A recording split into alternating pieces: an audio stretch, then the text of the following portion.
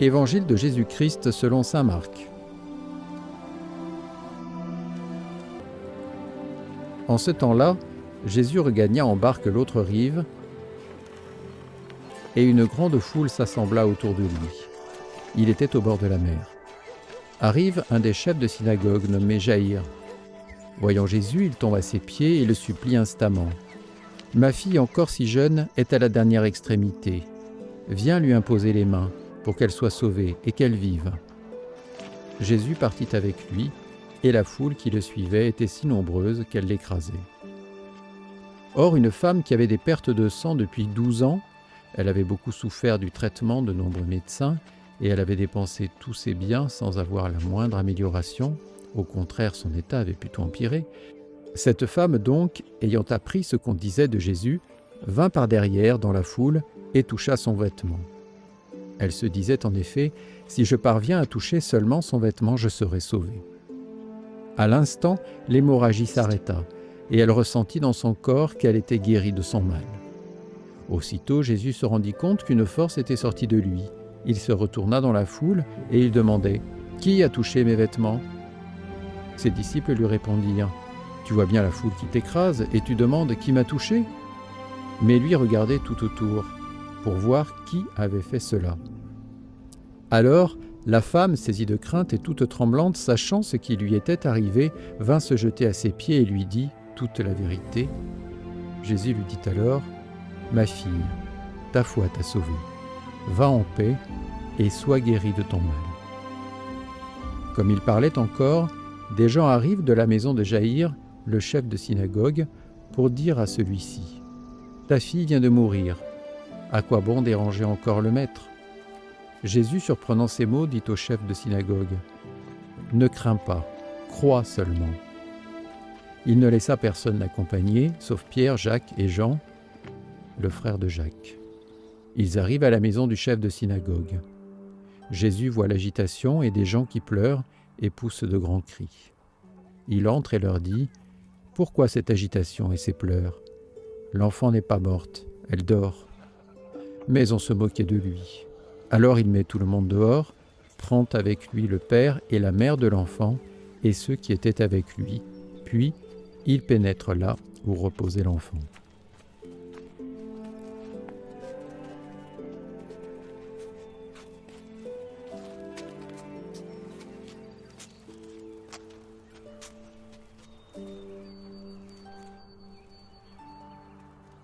Il saisit la main de l'enfant et lui dit « Talitha koum », ce qui signifie « Jeune fille, je te le dis, lève-toi ».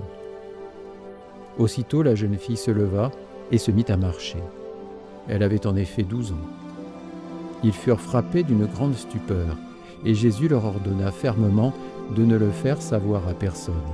Puis il leur dit de la faire manger.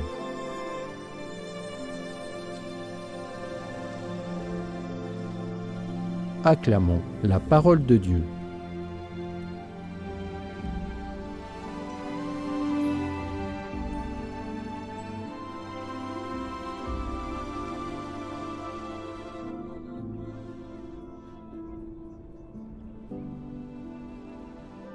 Une histoire inspirée de Marc 5, 21-43.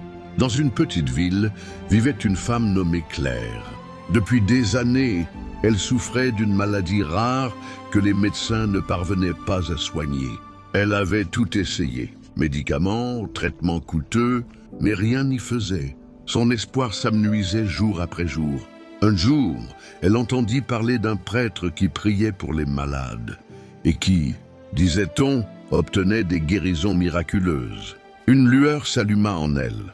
Malgré sa faiblesse, elle se rendit à une grande assemblée où il prêchait. La foule était immense, il était difficile de l'approcher.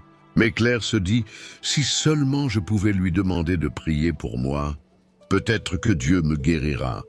N'osant pas interrompre la prédication, elle se glissa discrètement à travers la foule et effleura le pan de son vêtement en murmurant une prière. À cet instant précis, une chaleur envahit son corps et elle sentit une force nouvelle. Elle savait qu'elle était guérie. Le prêtre s'arrêta soudainement. et demanda « Quelqu'un vient de recevoir une grâce? Qui est-ce » Tremblante, Claire s'avança et raconta son histoire. Le prêtre lui sourit et lui dit « Ta foi t'a sauvée. Garde cette confiance en Dieu et avance en paix. » Explication pour aujourd'hui. Ce passage nous rappelle que la foi est une force puissante. La femme hémorroïs et Jaïr, le père de la jeune fille, avaient une confiance totale en Jésus, même quand tout semblait perdu. Aujourd'hui, nous aussi, nous traversons des épreuves, maladies, soucis financiers, problèmes familiaux. Mais Jésus nous dit toujours, ne crains pas, crois seulement. La foi ne signifie pas que tout sera facile, mais elle nous donne la force d'avancer et nous ouvre à la puissance de Dieu. Ce texte nous invite donc à oser croire que Dieu peut agir dans nos vies, même quand la situation paraît désespérée.